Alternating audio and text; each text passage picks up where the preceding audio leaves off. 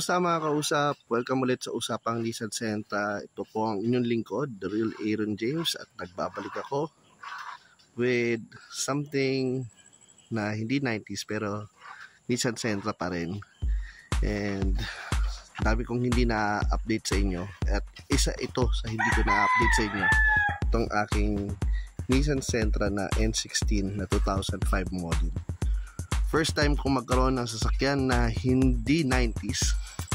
Ito na siguro sa talambuhay ko ang kotse ko na medyo modelo sa lifetime ko. Kaya ayun. This is a Nissan Sentra 2005 model GS variant na first time ko pong magkaroon.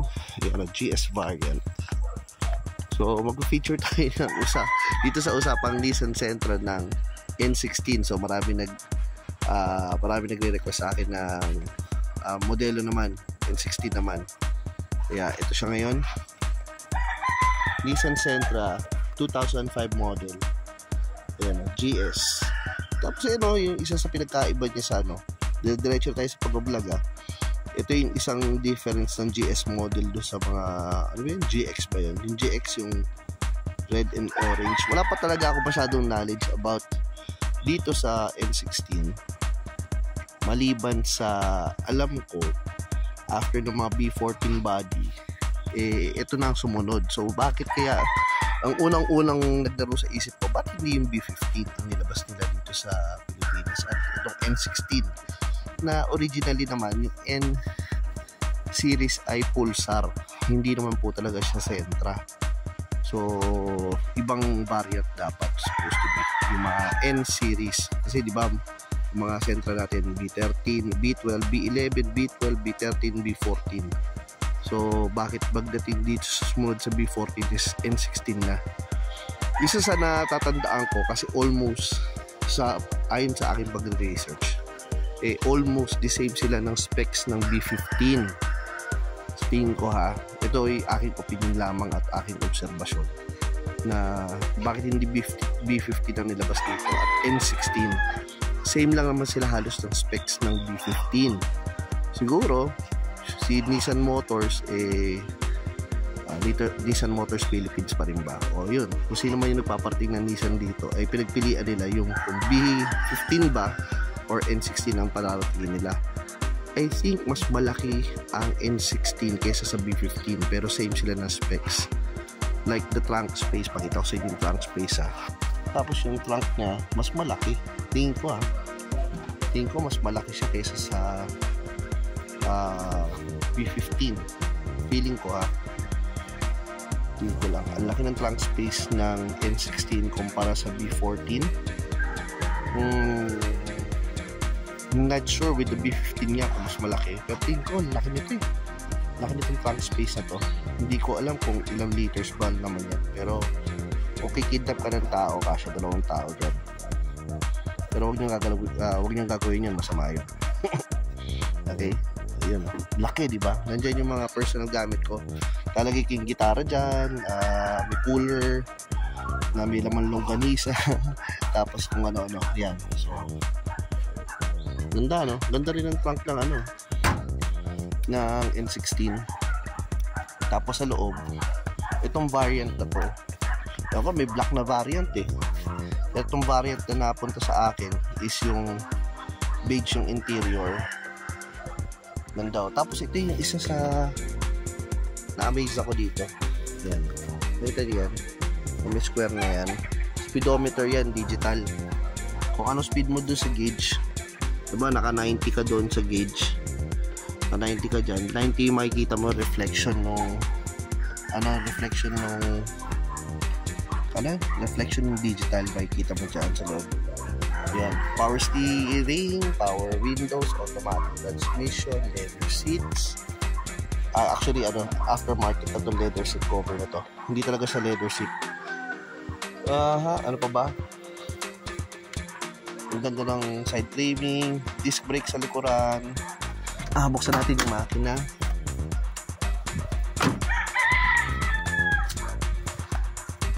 Ito yung mga kotse na hindi ko na ilalagay sa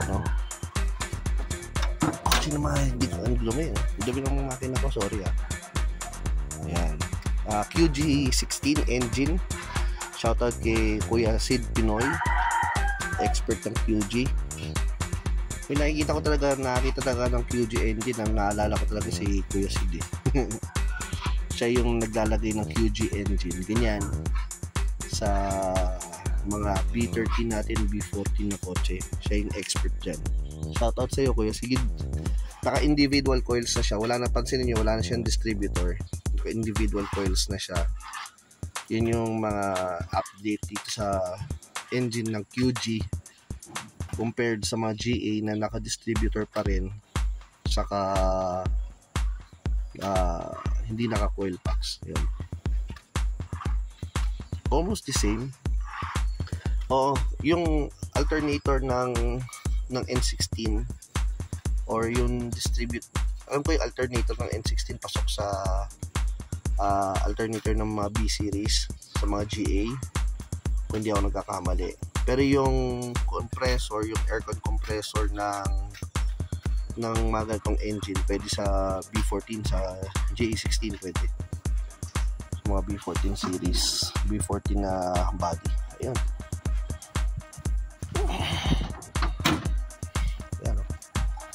Ito po ang loob ng N16 GS model. Yun tayo, pasok tayo sa loob. Ayun yan yung mga ganyan. May map light siya na may lalagyan ng lalagyan ng shades. Yun, individual map light. Pwede yung isang side lang, pwede yung side mo lang din. Ayan, tapos may airbag. Ganyan yung gauge na makikita nyo sa N16.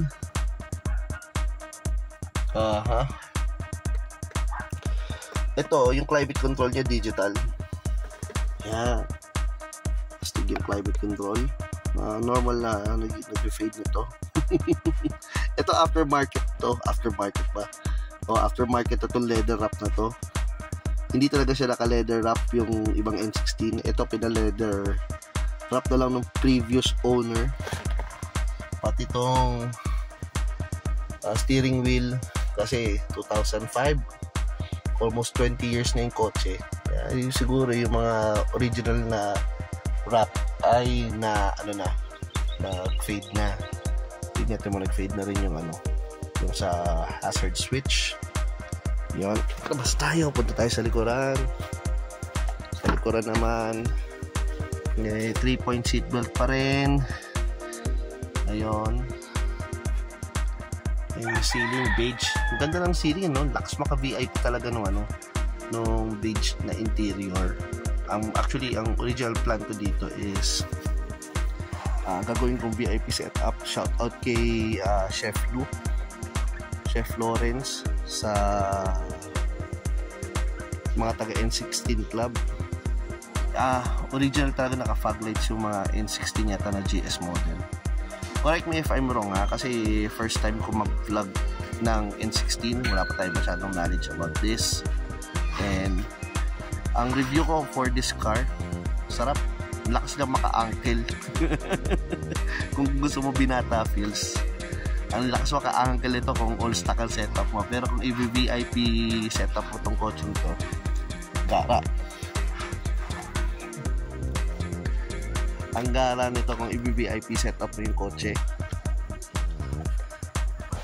Ang lakas makabinata naman. Pero kung yung stock lang, stock height, stock mags, stock feels lahat, lakas maka-ankle. Baka magalit mga taga N16 Club sa akin N16 2005 GS model, Nissan Sentra sa Pilipinas, sa labas ibang bansa, Almera or Pulsar ang pangalan niya.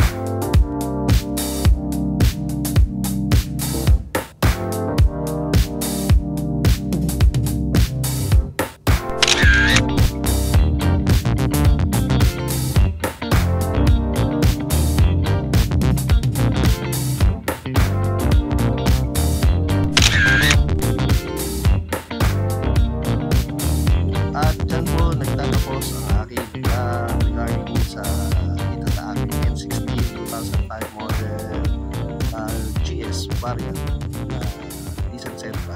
Maraming salamat mga kausap. God bless everyone. See you sa mga susunod na vlog.